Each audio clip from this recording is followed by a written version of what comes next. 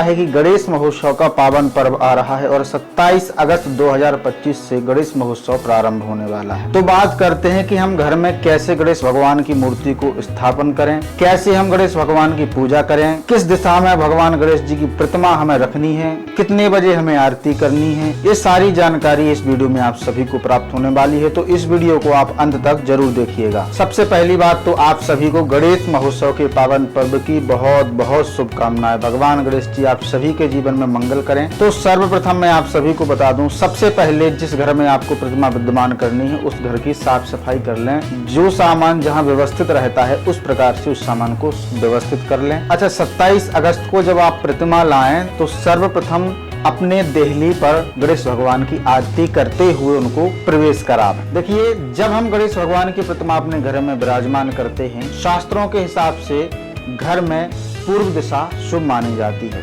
तो पूर्व दिशा की ओर आप भगवान गणेश जी का सुंदर मंडप बनाएं, एक चौकी रखें, चौकी के ऊपर एक लाल कपड़ा बिछावें या पीला वस्त्र भी बिछा सकते हैं। तो पीला वस्त्र बिछाने के बाद में आप उस पर एक पुंज आकार के अक्षत यानी कि चावल रखें। चावल के ऊपर गणेश भगवान की प्रतिमा रखें। अब बात करते हैं कि कलश स्थापन हमें कैसे करना है। तो जब हम पूर्व दिशा की ओर में भगवान गणेश जी की प्रतिमा रखते हैं कि हमारा जो सर है, हमारा जो फेस है वो पूर्व की दिशा की ओर रहे और उस समय हम गणेश भगवान की पूजा अर्चना वंदन कर सकें। तो देखिए, जब हमें कलश स्थापन करना है तो कलश हमें किस साइड रखना है। फेस है हमारा पूर्व दिशा की ओर रहेगा, तो इस कोने में लेफ्ट साइड में हमारा ईशान कोण होता है। तो ईशान कोण में हमें एक चावल नीचे पुंज आकार के रख करके उसके ऊपर हमें कलश स्थापन कर लेना है और उसके ऊपर आम के पत्ते रखना है। कलश के ऊपर जल से भर करके हमें कलश रखना है। पीतल का, तांबे का या फिर आप मिट्टी का कलश रख सकते हैं, स्टील का आप नहीं रखिएगा, ठीक है। इसके बाद हमें कलश रखने के बाद में हमें उसके ऊपर आम के पत्ते जल से भरकर हमें कलश रखना है। जल से भर करके हमें उसके ऊपर आम के पत्ते रखना है। आम के पत्ते रखने के बाद में हमें एक ढक्कन उसके ऊपर रख करके उसके ऊपर ढक्कन रखने के बाद में हमें पानी वाला नारियल रख लेना है। बड़े ध्यान से इस वीडियो को आप देखें, सुने, ताकि आपको भी समझ में आ सके। कलश स्थापन करने के बाद में हमें पूजा प्रारंभ करनी है। तो 2-4-5 चीजों की हमें आवश्यकता होती है। सर्वप्रथम एक थाली लें आप।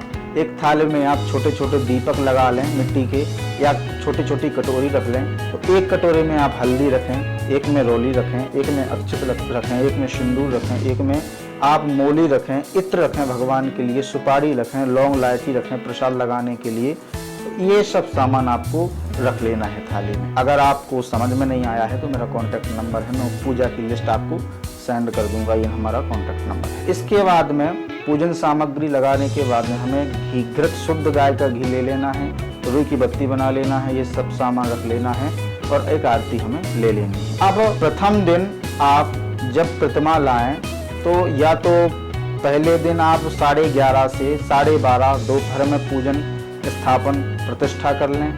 सायंकालीन बेला में 7 बजे से 8 बजे के मध्य में आप पूजन कर सकते हैं। अगर और विशेष जानकारी चाहिए तो मैं बार बार बताता हूँ, मेरा कॉन्टैक्ट नंबर है, उस पर भी आप बात कर सकते हैं और पूछ सकते हैं मुहूर्त क्या है क्या नहीं है, तो उस पर भी आप बात कर करके पूछ लीजिएगा, ठीक है। इसके बाद मैं आपको बता रहा था कि थाली, आरती इत्यादि चीज़ें लगाने के बाद अब भगवान को मोदक का प्रसाद वैसे ही आपको पता है कि पसंद है और उनको हमें लगाना चाहिए। अब प्रथम दिन आप कुछ भी मीठा प्रसाद ले आ सकते हैं। घर पर भी आप सुंदर, बाहर से अच्छा है कि आप घर पर बनाएं।